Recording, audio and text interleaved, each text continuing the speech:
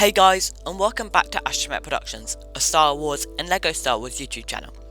I really hope you guys had a great Christmas, and I wish you all a happy 2020. So for this year, I decided to change things up a bit with my content. Each month, the first video, and maybe the third, depending on how many I make, will be general Star Wars content. The second will be a LEGO video, the third or fourth, again depending on the month, will be a series of some sort, and then the final video will be a LEGO set review. As my last video came out before the Rise of Skywalker released, today I'm doing a full review on all my thoughts and feelings about the movie, and the audio will be completely unedited. So I think I just want to start by saying that I absolutely love the movie. I thought it was really good. I thought JJ did an absolutely fantastic job on it. I've been to see it 3 times now.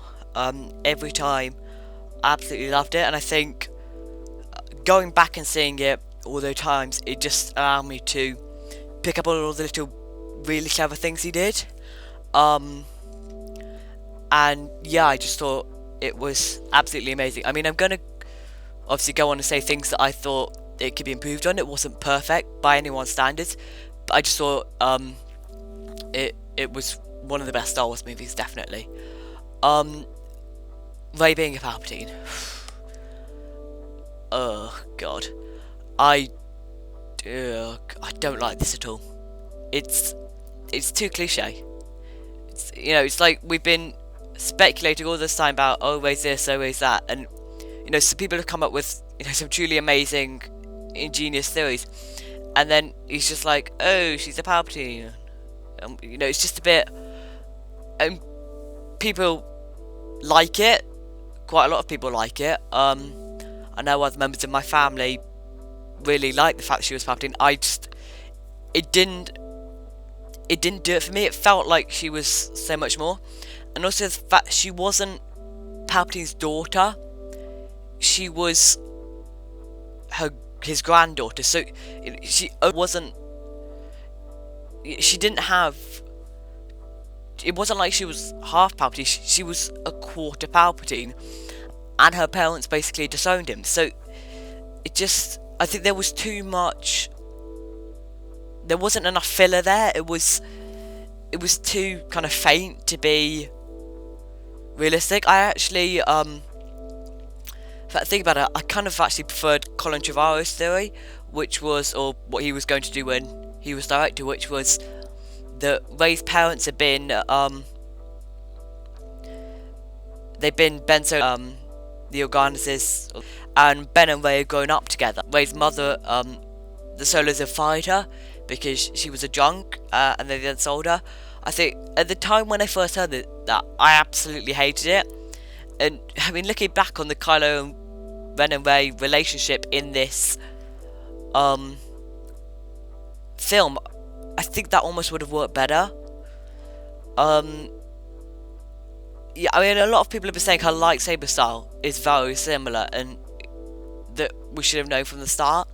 And the actors have been saying they thought it was very obvious, and I agree with that. I just think it didn't work for me. What my theory was that she was a clone. She'd been created in one of Palpatine's observatories as his attempt to make the chosen one, and he obviously thought she wasn't right, and they just dumped her. I think that could explain, her lightsaber skills, her very in tune force ability. I just think it just didn't work for me. It didn't fit her character. She was. I know you're meant to have kind of the opposites. That was the way it worked, but she was too good to have Palpatine, the Emperor, as her grandfather.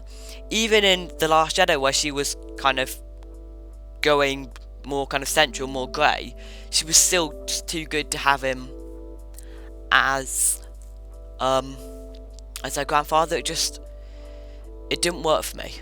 I didn't like it at all. Rey calling herself a Skywalker at the end, I love that bit. That was great. And seeing Leia and Luke as their Force Ghosts, Leia in her outfit from A New Hope, that was such a cool scene, and the ending with her and her orange lightsaber, and her and Tatooine with the twin suns. If you remember back to my Where and How episode 9 will finish, I actually said that I thought it would end there. I was nearly in tears then. That was an absolutely phenomenal ending. I thought it was just absolutely brilliant, because it's one of the most iconic scenes of Star Wars. I absolutely loved it. What I would have preferred slightly there is if Rey was with maybe Force Ghost Ben, because obviously Ben had died by that point. Luke or Anakin. It needed more Anakin. I mean, George Lucas has always said that the saga, it's about Anakin. It's not about Luke. It's not about Rey. It's not about the Emperor. It's about Anakin. And in this entire trilogy, he had about 3 lines, which it needed more Anakin. It simply didn't have enough of the main character. And I mean, I never used to like Anakin as a character. I don't like him in the movies. He's just a bit kind of soppy and wet. I'm not a fan of the prequels at all. I didn't like Anakin in the movies. I loved him in the Clone Wars. I thought he was absolutely brilliant. And I wanted to see him again, but it just didn't happen. I thought that was a mistake. Another thing I realised was that Ahsoka's now dead, which is a shame. In the scene where the Jedi are talking to Rey, we hear Ahsoka's voice, and it's then confirmed in the credits. So Ahsoka is officially dead, which is a shame. Hopefully we'll get something with her and Sabine in the Unknown Regions, and Ezra. That'd be cool to see. We didn't hear Ezra's voice, and we heard Kanan's voice, making me think that Ezra is still alive. So it'd be nice to see him in some future content. I think one of the things that Rise of Skywalker didn't do particularly well is answer all our questions. It was a good movie, but it wasn't a good end to the Skywalker saga. It didn't answer enough of our questions. Because my favourite movie is Return of the Jedi, because that answered all our questions, and it had good story. I think because what Return of the Jedi did was it had less story and more answers, and the Rise of Skywalker focused more on story than answers, and it raised almost more questions than it answered. So like, what's Rey gonna do now? It's confirmed that Finn was going to say to Rey that he was force sensitive. What does that mean? Is Lando actually Jana's parents? Is are Finn and Jana sisters? Because I think they're siblings, not sisters. Because if you look at them, they're both stormtroopers. There's obviously a connection between them. They look similar. I think it's obvious that they're siblings, but Star Wars didn't address that, and I think it should have addressed that. What else? I just think how did Palpatine return? I mean, I'm sure that'll be answered in the comics, but it should have answered it in the movie. Not every single fan is going to go back and read through all the comics and read through all the books and listen to the audiobooks to try and find those pieces of information. And I think from someone who's a really big Star Wars fan perspective, I would go and read the books. But my family, they're not particularly interested. They're just kind of casual Star Wars fans, and unless I tell them, they're never going to know. And the thing was that Star Wars has to appeal not just to the super fans, but to a wider audience. And I somewhat felt that this film was slightly directed too much towards the super fans, whereas The Last Jedi, which we're going to talk about in our next episode, was directed more too much to the general public. This was almost directed too much to the super fans, and that was a problem, I thought. Snap. How could they kill off Snap Wexley? I was so sad at that bit.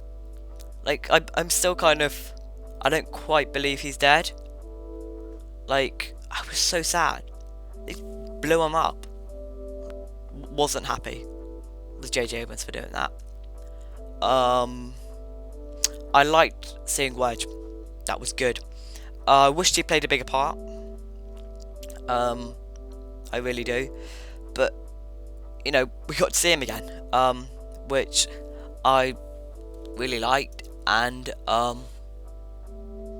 yeah, I thought the scene where you got all those new ships coming out of hyperspace, that was absolutely brilliant. When I was sitting in the theatre, I could hear people gasping around me. I thought that was really good. The problem there was especially if you read Resistance Reborn, I've got some of that coming out, I think it's next month.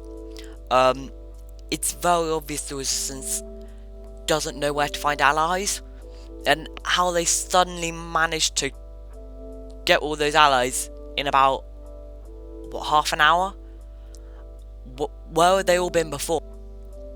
They might have already heard about it by now, but, you know, there are almost 1,000 ships there. Some of them, why weren't they with the Resistance? It doesn't quite make sense to me. Another thing that I didn't like, I know I'm making a list of stuff I didn't like, but really I did enjoy it, was that it was too quick. The entire thing happened in 16 hours. Watched it, I thought they said 36, and I was like, that's still too fast. And then I checked it the third time, it said 16, and I was like, that's absolutely ridiculous. I think that should have happened over a period of 3 or 4 days. I mean, all the other films in this trilogy happened over a lot longer period of time. Force Awakens, that took period over about a week or two. The Last Jedi, a lot of people don't realise, actually took place over about 2 or 3 days. That was long people realised.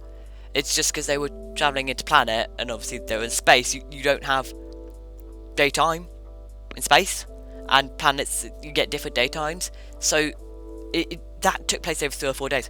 So this was the fastest paced one, and for the last one, that's not right. If you're going to have a really fast paced one, do it as your first movie. Don't put it as your last movie when you've got to be answering these questions. It doesn't make sense. I would have liked to see more Rose. I was okay with her in The Last Jedi, but the bits we saw of her, I really liked her in The Rise of Skywalker. I would have liked to see a lot more of her. I thought she was a really good character. I thought she could have been developed more. I was disappointed not to see as much of her as we did. The new Y-Wing, oh my god, I love that Y-Wing so much. I have the Lego set of that. It's the favourite Lego sets I have, along with the Zoe Bliss minifigure. Zoe Bliss is amazing. I loved that whole new ship, and bringing the B-Wing, that was really nice. Oh, the Sith TIE daggers, oh my gosh, they are... I'd have liked to see more of them. We saw about... I mean, there's been a lot of kind of hype about them, and we saw about a minute or two of them actually fighting. We didn't get a focus on them, which was kind of disappointing. Another thing, this was what I thought was really cool, especially if you read the Aftermath novels, which I highly recommend. They're absolutely brilliant. If you looked in the kind of First Order, kind of the top officers on the table, there was a woman. This isn't who was this, like, not in a racist way, was black, and Grand Admiral Ray Sloane from the Aftermath books, she was a black woman, and she started the First Order. So I think that could have been Ray Sloane, and the Aftermath novels are canon. So I was really happy to see her. It took me to my third viewing to work out that was her, but that was like a really cool cameo. Also to see John Williams as the bartender on Kajimi, that was fun. I mean, he's been doing it since 1977, 42 years of composing Star Wars music. I mean, he deserves a cameo. But I think, yeah, overall that was an absolutely brilliant movie. If you haven't seen it yet, then I've just spoiled the entire thing for you, but go and watch it. If you've only seen it once, go and watch it again. I loved it. I thought it was probably my second or third favourite Star Wars movie. But yeah, I applaud J.J. Abrams. It was an absolutely phenomenal movie. Yeah. I hope you guys enjoyed this video, and even though I'm scheduled to do a LEGO video next week, I decided instead to talk about The Last Jedi, especially as it has come up a lot recently in relation to the Rise of Skywalker. Don't forget to like, subscribe, and turn your post notification bells on so you don't miss out on more amazing Star Wars content, and I'll see you next time on Astromech Productions.